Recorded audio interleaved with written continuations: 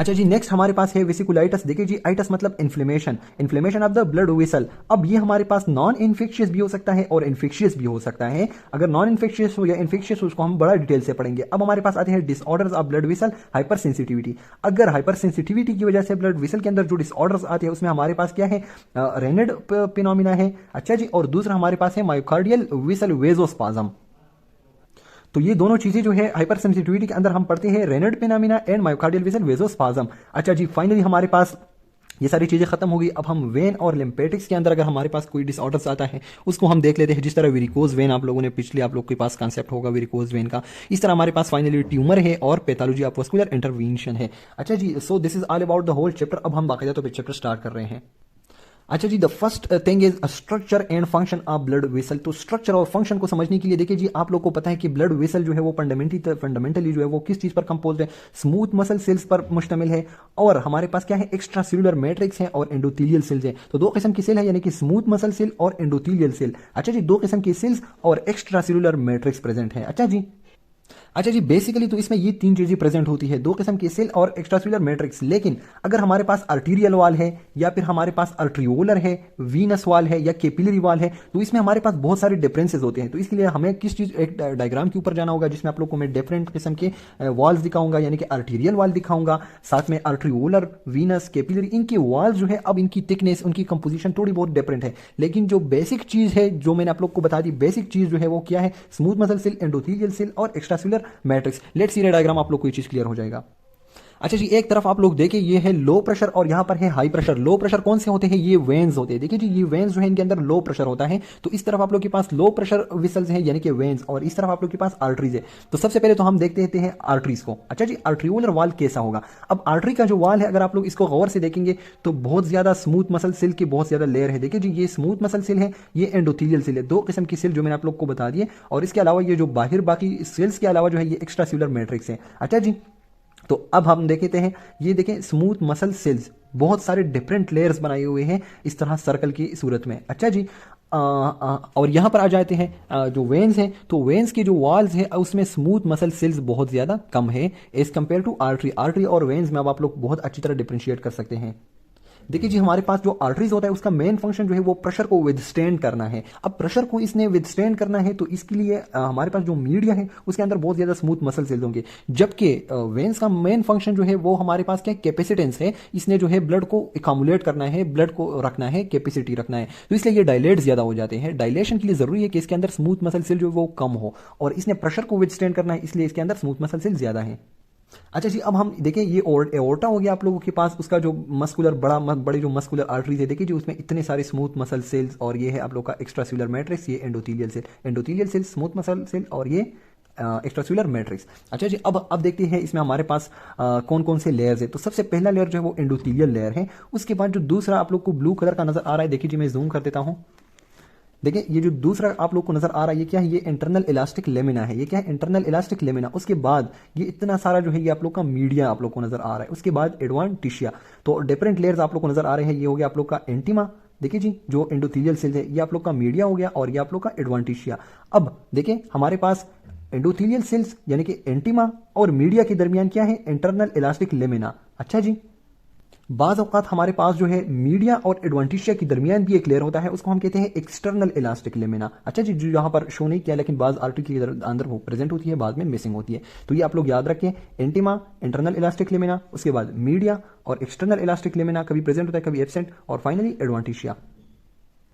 अच्छा जी, अब हम देखिए हमारे पास एओर्टा जो है उसका बहुत ज्यादा बड़ा डायमीटर होता है। इस तरह हम जब जितने भी चोटें आ रहे हैं आर्टरीओल्स तक जब हम पहुंच जाते हैं तो इसका डायमीटर जो है बहुत कम है। देखिए जी, डायमीटर कम है, लेकिन वॉल की जो थिकनेस है वो उसी तरह तकरीबन बरकरार रहता है। और वॉल की थिकनेस क्यों बरकरार रहती है, देखिए जी डायमीटर तो कम हो रहा है लेकिन ये आर्टरीओल्स भी बहुत अच्छे खासे वो होते हैं, थिकनेस होते हैं उनकी। क्यों, क्योंकि ये ब्लड प्रेशर कंट्रोल जो है ये मेनली आर्टरीओल के पास है। ये बात आप लोग याद रखें कि पेरिफेरल रेजिस्टेंस या पेरिफेरल ब्लड प्रेशर कंट्रोल जो मेनली किस चीज के पास है, आर्टरीओल्स के पास है। अच्छा जी, तो अब हमारे पास अगर हम देखेंगे ना थिकनेस को, तो वॉल थिकनेस और ल्यूमेन डायमीटर, तो ल्यूमेन डायमीटर तो बहुत ज्यादा क्या हो गया है, बहुत ज्यादा कम हो गया है। देखिए जी, हम जितना नीचे आ रहे हैं ना तो ल्यूमेन डायमीटर कम होता है जबकि थिकनेस जो बरकरार रहती है, तो इसलिए ये जो रेशो है ये बढ़ती है। अच्छा जी, क्योंकि देखिए ये सेम है, उसी तरह थिकनेस और ये जो है कम हो जाए, डिनामीटर कम हो जाता है, तो डिनामीटर कम हो जाएगा तो जाहिर बात है कि रेशो जो है बढ़ जाएगी।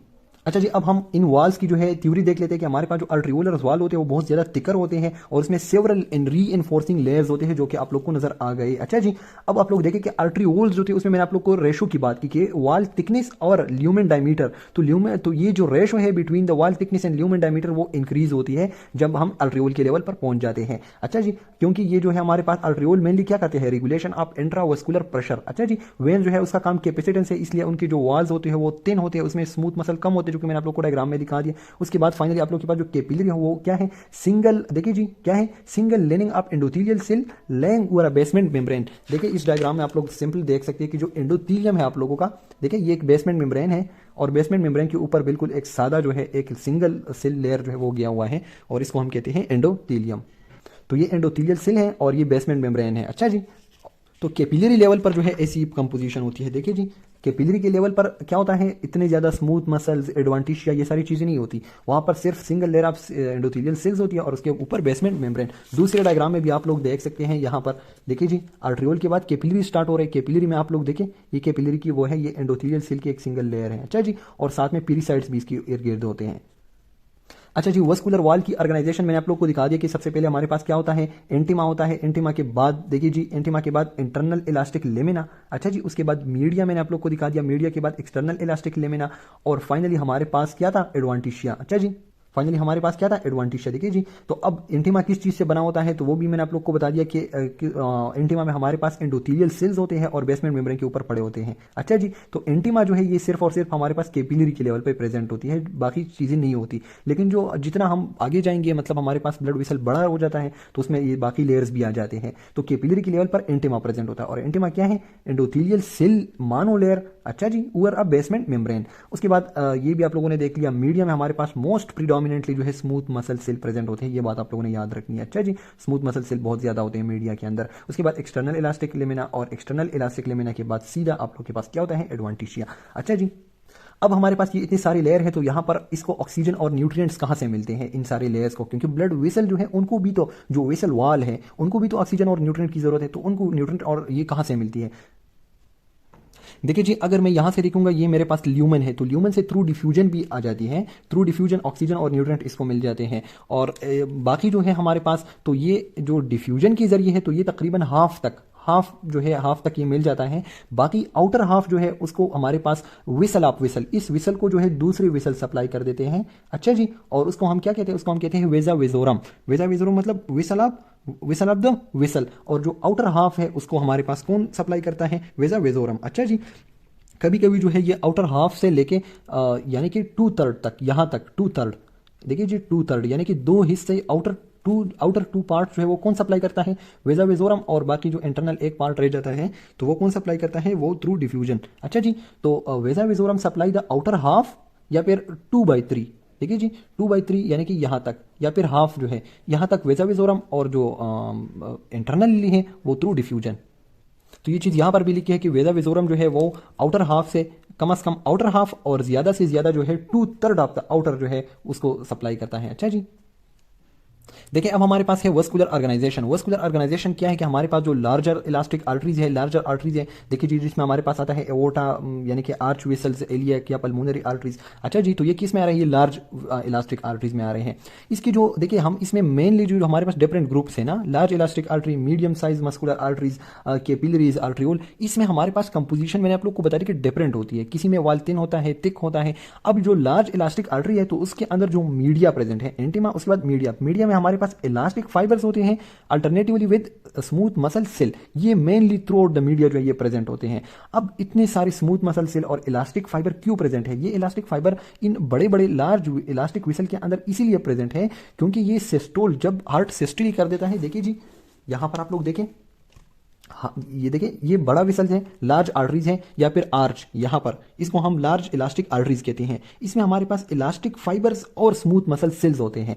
अब इलास्टिक फाइबर्स क्यों है? क्योंकि हर जब जैसे ही कॉन्ट्रैक्ट करता है ना, तो बड़ा प्रेशर जो है ये विदस्टैंड करते हैं, तो इसलिए इसके अंदर क्या होते हैं, हमारे पास बहुत ज़्यादा इलास्टिक फाइबर्स होते हैं। अब इलास्टिक फाइबर्स का दूसरा काम क्या है, ये इस तरह डायलेट कर जाते हैं, जैसे ही हार्ट पंप करता है तो ये डायलेट हो जाएंगे। अब ये दोबारा से रिकॉइल, और रिकॉइल के जरिए ये ब्लड को इस तरह नीचे पुश करते हैं। अच्छा जी, तो इस ये भी बिल्कुल हार्ट की तरह डायलेट होते हैं, और इस तरह देखिए जी, डायलेट और फिर रिकॉइल। तो इसी तरह हमारे पास ये देखिए जी, ये जो लार्ज इलास्टिक आर्टरीज है, तो ये एक्सपेंड करते हैं और फिर रिकॉइल करते हैं ड्यूरिंग द डायस्टली, और ब्लड को प्रोपेल करते हैं डिस्टल ऑर्गन तक। अच्छा जी, अब एज के साथ साथ हमारे पास, एज के साथ, हाइपरटेंशन के साथ, डायबिटीज पेशेंट में इसमें क्या हो जाते हैं कि ये विसल वॉल जो है ये स्टिप हो जाते हैं। देखिए जी, अगर ये स्टिप हो जाते हैं डायबिटीज की वजह से, एज की वजह से, हाइपरटेंशन की वजह से, ये स्टिप हो गया। अब ये इलास्टिक नहीं है, मतलब ये इस तरह इजीली रिलैक्स और कॉन्ट्रैक्ट नहीं कर सकता, मतलब एक्सपेंड और रिकॉइल नहीं कर सकता। तो क्या हो जाएगा, हार्ट जैसी कॉन्ट्रैक्ट करेगा तो ज्यादा प्रेशर, हाई प्रेशर जो है वो क्या करेगा, डिस्टली ट्रांसमिट हो जाएगा। अच्छा जी, यहां पर क्या हो रहा था, ये आराम से रिलैक्स, फिर इस तरह, तो आहिस्ता आहिस्ता प्रेशर यहां डिस्टल आ रहा था। जब इसकी इलास्टिसिटी एज के साथ खत्म हो जाएगी, तो जब हार्ट कॉन्ट्रैक्ट करेगा तो ज्यादा प्रेशर जो है वो हमारे पास डिस्टली आ जाएगा। तो इसलिए हमारे पास एज के साथ साथ जो है ब्लड प्रेशर पैथोलॉजिकली और फिजियोलॉजिकली बढ़ता है। अच्छा जी, फिजियोलॉजिकली आई मीन, एज के साथ ब्लड प्रेशर क्यों बढ़ता है, क्योंकि जो मस्कुलर इलास्टिक आर्टरीज है उसकी इलास्टिसिटी जो है वो एज के साथ साथ खत्म हो जाती है, और ज्यादा प्रेशर जो डिस्टली ट्रांसमिट होता है। अच्छा जी, अब दूसरा हमारे पास है मीडियम साइज मस्कुलर आर्टरी। तो मीडियम साइज मस्कुलर आर्टरी में मोस्टली जो है स्मूथ मसल सेल्स प्रेजेंट होते हैं। अच्छा जी, smooth muscle cells in the media, वहां पर हमारे पास इलास्टिक फाइबर भी थे। इलास्टिक क्यों थे, क्योंकि एक्सपेंड और रिकाइल करते थे। अब स्मूथ मीडियम का जो है ये फंक्शन नहीं है, चूंकि ये दोनों, तो इसलिए इसमें मोस्टली जो है क्या होते हैं, स्मूथ मसल सेल्स होते हैं। अच्छा जी, बाकी थोड़ा बहुत फिर भी हमारे पास जो इलास्टिन है वो इंटरनल और एक्सटर्नल इलास्टिक लेमिना में प्रेजेंट होते हैं, लेकिन जो मीडिया है, मीडिया वो मोस्टली स्मूथ मसल सेल से बनी होती है। अच्छा जी, अब ये जो स्मूथ मसल सेल है ये क्या करते हैं, ये हमारे पास कंट्रैक्शन ये भी करते हैं, वेजो कंस्ट्रक्शन जिसको हम कहते हैं, और वेजो डायलेशन। अच्छा जी, लेकिन ये हमारे पास मीडियम साइज मस्कुलर आर्टरीज जो है ये ऑटोनॉमिक नर्वस सिस्टम के रहमोकरम पर होते हैं। दूसरा, लोकल मेटाबॉलिक फैक्टर जिस तरह ऑटोकाइड्स होते हैं वो इसको वेजो डायलेट और वेजो कंस्ट्रक्ट करते हैं। देखिए जी, वेजो डायलेशन और वेजो कंस्ट्रक्शन। तीसरा हमारे पास है एंडोथीलियल सेल से जो हमारे पास रिलीज होता है नाइट्रिक ऑक्साइड, इनो, और मुख्तलिफ और भी वेजो डायलेटर, तो वो इसको हमारे पास क्या कर देते हैं, वेजो डायलेट। और ये देखिए जी, ये हमारे पास अब ये मस्कुलर आर्टरीज है। अब ये मस्कुलर आर्टरीज किस चीज के रहमोकरम पर है, ऑटोनॉमिक नर्वस सिस्टम और लोकल मीडिएटर। अच्छा जी, अब हम आते हैं आर्ट्रियोल्स की तरफ। तो हमारे पास क्या है, आर्ट्रियोल्स। अब आर्ट्रियोल्स जो है वो स्मॉल आर्टरीज जो है, स्मॉल आर्टरीज फिर 2 मिलीमीटर या उससे कम डायमीटर के, और हमारे पास जो इंपॉर्टेंट चीज है वो आर्ट्रियोल्स है, जो कि हमारे पास क्या है 20 से लेकर 100 माइक्रोमीटर तक है। अच्छा जी, अब इसकी माइक्रोमीटर में डायमीटर जो है उसको नापा गया है। आर्ट्रियोल इज वेरी इंपॉर्टेंट, क्योंकि आर्ट्रियोल जो है ये वही आर्टरीज है, वही विसल्स है जहां पर mainly wear blood flow resistance is regulated. अच्छा जी, क्योंकि आर्ट्रियोल को सिंपैथेटिक और पैरासिम्पैथेटिक, मेनली सिंपैथेटिक जो है वो आर्ट्रियोल को सप्लाई करते हैं, ताकि वहां पर वेजो कंस्ट्रक्शन और वेजो डायलेशन। तो आर्ट्रियोल की लेवल पर मोस्टली अगर आप लोगों से कोई पूछे कि कहां पर हमारे पास मेनली ब्लड प्रेशर रेगुलेशन होती है, तो वो आर्ट्रियोल्स हैं। अच्छा जी, इसके बाद जो हमारे पास ही एक वो दिया हुआ है कि अगर डायमीटर हम हाफ कर देते हैं, मतलब एक बड़ा विसल था, अब उसको जो है देखिए जी, एक बड़ा विसल था, अब सिंपैथेटिक ने उसके अंदर क्या किया, उसका डायमीटर जो है वो हाफ कर दिया, पहले बड़ा था, अब ये जब हाफ हो जाता है तो इसके अंदर प्रेशर जो है या रेजिस्टेंस टू द फ्लो जो है वो 16 टाइम बढ़ता है। अच्छा जी, हाफ करने से, हाफिंग, देखिए जी, halving the diameter increase resistance 16 time. तो इसकी जो असल रिलेशन है वो क्या है, resistance into 1 over diameter into the 4 power. तो अब अगर हम इसको 1/2 करेंगे और 4 पावर लेंगे, देखिए जी 1/2 हाफ करेंगे और इसका 4th पावर लेंगे तो ये 1/16 आ जाएगा। तो इसी तरह 16 फोल्ड जो है रेजिस्टेंस इंक्रीज कर जाएगा, क्योंकि ये इनवर्स रिलेशन है। अच्छा जी, उसके बाद हमारे पास आते हैं कैपिलरीज। कैपिलरीज मैंने आप लोग को पहले ही बता दिया कि कैपिलरीज जो है वो क्या होते हैं, 7 to 8 माइक्रोमीटर, मतलब कैपिलरीज इतने ही होते हैं जितने आप लोग के आरबीसीज हैं। अच्छा जी, capillary lumen diameter is slightly smaller than. अच्छा जी, क्योंकि वो स्क्वीज करते हैं, तो ये इसका मतलब ये आरबीसीज को क्यों स्क्वीज करना पड़ता है, क्योंकि कैपिलरी का डायमीटर जो वो उससे थोड़ा स्लाइटली लेस है, स्लाइटली स्मॉलर है। अच्छा जी, 7 to 8 माइक्रोमीटर जो है वो हमारे पास रेड ब्लड सेल का डायमीटर है, तो ये उससे थोड़ा सा कम है। अब जो कैपिलरीज की वॉल्स है तो उसमें हमारे पास स्मूथ मसल सेल लाइक पेरिसाइट्स होते हैं। देखिए जी, देखें ये हमारे पास क्या है, ये पेरिसाइट। बाकी में तो स्मूथ मसल सेल होते थे ना, ये देखें, लेकिन ये इसको हम कहते हैं pericyte and they act like smooth muscle, they are like smooth muscle, they are not actual smooth muscles cells. अच्छा जी, they are not actual smooth muscle cells, they are like, तो इसको हम पेरिसाइट कहते हैं। और बाकी जो है देखिए कैपिलरी के लेवल पर जस्ट एंडोथेलियम होते हैं, क्योंकि यहाँ पर मेन फंक्शन क्या है कैपिलरी का, इन आउट मतलब एक्सचेंज करना होता है। तो एक्सचेंज के लिए हमें ये जरूरी है कि बहुत ज़्यादा थिन मेम्ब्रेन हमें चाहिए। उसके बाद आप लोग के पास वेन्स है, वेन आप लोगों ने मैंने पहले ही बता दिया कि वेन्स जो है वो बहुत इंपॉर्टेंट कैपेसिटेंस प्रोवाइड करते हैं। देखिए जी, अब यहाँ से आगे वेन्स हम ऐसे ही आ रहे हैं, अगर आप लोग गौर करें तो हमने एवोर्टा सबसे पहले पढ़ा, फिर उसके बाद मीडियम साइज, फिर आर्टरियोल, फिर कैपिलरीज, अब हम पढ़ रहे हैं वेन्यूल्स। अच्छा जी, अब देखिए ये इंपॉर्टेंट चीज़ है कि ये जो वेन्यूल्स हैं, देखिए वेन्यूल्स, तो इस लेवल पर हमारे पास इंपॉर्टेंट फंक्शंस होते हैं। वस्कुलर लीकेज जो है वो मेनली यहाँ पर होते हैं, और एक्यूट इन्फ्लेमेशन में आप लोग को मैंने पढ़ा दिया था कि हमारे पास जो ल्यूकोसाइट की इमिग्रेशन होती है तो इस लेवल पर होती है, predominantly in the post capillary venule, ये बात याद रखें। अच्छा जी, देखें लीकेज की जो काम है ना वो मेनली मोस्टली यहाँ से होता है, एक्यूट इन्फ्लेमेशन के दौरान ये सारे। अच्छा जी, उसके बाद में हम आ जाते हैं मीडियम साइज वेन के ऊपर और फिर लार्ज वेन। तो लार्ज वेन का असल काम क्या है, वो आप लोग का वो मेन काम जो है उसका क्या है कि वो ब्लड को ज़्यादा से ज़्यादा अपने पास रख के ज़्यादा से ज़्यादा डायलेट हो जाए। अच्छा जी, उसका ल्यूमन भी बड़ा होता है। उसके बाद हमारे पास आते हैं लिम्फेटिक्स। लिम्फेटिक्स भी 10 वार्ड होते हैं, और लिम्फेटिक्स का असल काम क्या है कि जो चीज़, देखिए लिम्फेटिक्स का असल काम ये ना कि हमारे पास जो देखिए अगर आर्टरी लेवल पे जो चीज़ें बाहर गई हुई हैं, यहाँ कैपिलरी से बाहर जाती है ना चीज़ें, देखें इंटरस्टिशियम में, अब क्या वो क्या कर देते हैं हमारे पास जो क्या है लिम्फेटिक्स, वो दोबारा से इसको ड्रेन कर देते हैं इनटू द वेंस। तो देखिए जी, आर्टरी वेंस से वो दोबारा से वेंस के अंदर डाल देते हैं, तो दोबारा से ये सारी चीज़ें, और इसके अलावा लिम्फ नोड्स तक भी लेके जाते हैं।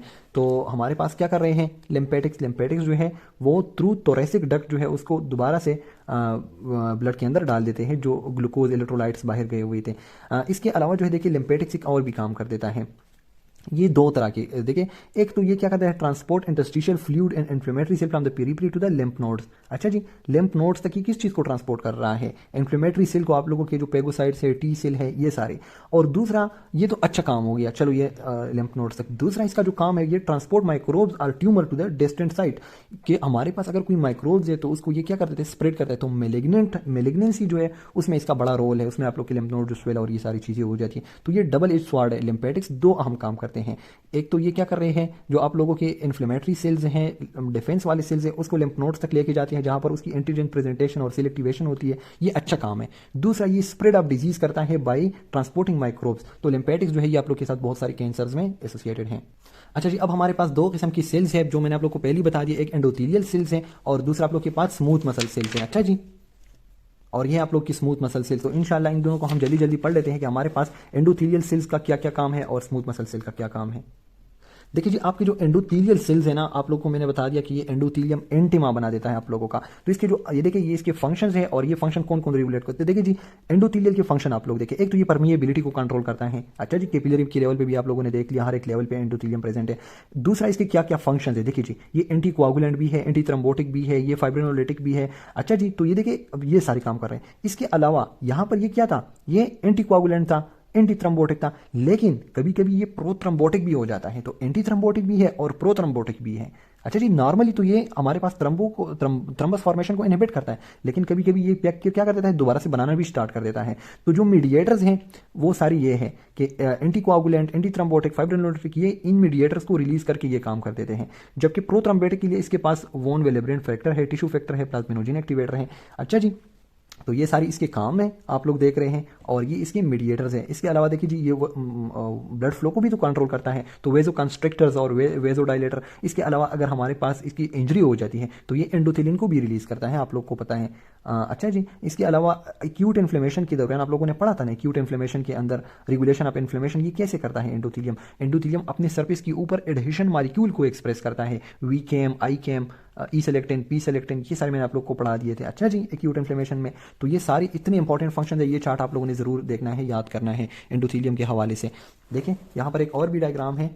देखिए ये एंडोथेलियम पहले क्या होता है, ये बड़ा अच्छा होता है, बड़ा देखिए लेमिनार फ्लो को, ग्रोथ फैक्टर को रिलीज करता है, और क्या होता है, ये नॉन एडहेसिव होता है, कोई भी चीज़ इसके साथ चिपक नहीं सकता। अच्छा जी, और बिल्कुल स्मूथ ब्लड जो है वो फ्लो कर रहा है नॉर्मली। अच्छा जी, ये नॉन एडहेसिव होता है, नॉन थ्रम्बोटिक होता है। कोई थ्रम्बस यहाँ वैसी आम सूरत में नॉर्मली वो नहीं कर सकता, ग्रो नहीं कर सकता। लेकिन अगर टर्बुलेंट फ्लो होती है, हाइपरटेंशन, साइटोकाइन, कॉम्प्लीमेंट बैक्टीरियल, ये सारी जो है ये स्ट्रेसेस है, सिगरेट स्मोकिंग, वायरस, अगर एंडोथीलियम इनको फेस करेगा, एंडोथीलियम इन चीज़ों को, इतने सारे स्ट्रेसेस को फेस करेगा, तो ये क्या हो जाएगा, ये अपनी जो नॉन एडहेसिव नेचर है उसको खो देगा और ये हो जाएगा आपके ऊपर, ये क्या करेगा, ये बहुत सारे मॉलिक्यूल को एक्सप्रेस करेगा जो प्रो कागुलेंट है, यानी कि यहाँ पर कोएगुलेशन शुरू हो जाएगी, यहाँ पर प्रो इन्फ्लेमेटरी फैक्टर्स आ जाएंगे, वोन विलिब्रियन फैक्टर्स। इसके अलावा और यहाँ पर क्या होना शुरू हो जाएगा, यहाँ पर थ्रम्बस की फॉर्मेशन होना शुरू हो जाएगा, देखिए जी।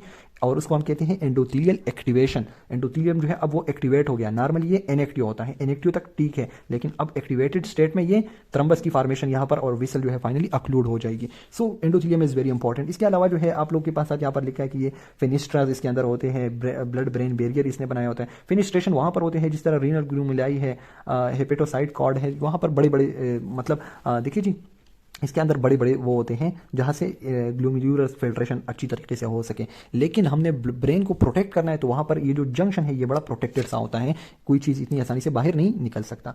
अच्छा जी, सेकंड टाइप आप जो सेल्स हैं हमारे पास प्रेजेंट इन द वेसल, ये वस्कुलर स्मूथ मसल सेल्स हैं। अच्छा जी, अब वस्कुलर स्मूथ मसल सेल जो है ये नॉर्मली वस्कुलर रिपेयर में भी काम करते हैं और एथीरियोस्क्लेरोसिस जो हम पढ़ेंगे आगे उसमें भी इसका बड़ा इंपॉर्टेंट फंक्शन है, क्योंकि ये माइग्रेट करते हैं एक जगह से दूसरी। ये नॉर्मली तो ये मीडिया के अंदर प्रेजेंट है ना, लेकिन ये माइग्रेट भी कर सकते हैं, इंटिमा तक भी आ सकते हैं, तो ये प्रोलिफरेशन करते हैं। अच्छा जी, ड्यूरिंग वेरियस कंडीशन। इसके अलावा ये upregulate the ECM collagen, elaborate growth factor and cytokines. अच्छा जी, अब वो फैक्टर जो एसएमसी जो स्मूथ मसल सेल हैं इन क्विसेंट स्टेट, तो वो ये इंड्यूस करते हैं, ये जो सारे केमिकल्स हैं। और बाकी जो the migratory and proliferative activities आप एसएमसीज जो है आर रेगुलेटेड बाय। देखिए जी, माइग्रेटरी जो माइग्रेशन ये करता है, प्रोलिफरेशन करता है, तो उसके लिए हमारे पास ये डिफरेंट किस्म के वो दिए हुए हैं मीडिएटर्स, ये इंड्यूस करता है। जबकि क्विसेंट स्टेट में हमारे पास हेपरिन, सल्फेट, ये काम करते हैं। अच्छा जी, इंशाल्लाह नेक्स्ट लेक्चर में हम पढ़ेंगे कॉन्जेनिटल एनोमलीज और उसके बाद ब्लड प्रेशर रेगुलेशन। तो हमारे फर्स्ट लेक्चर जो था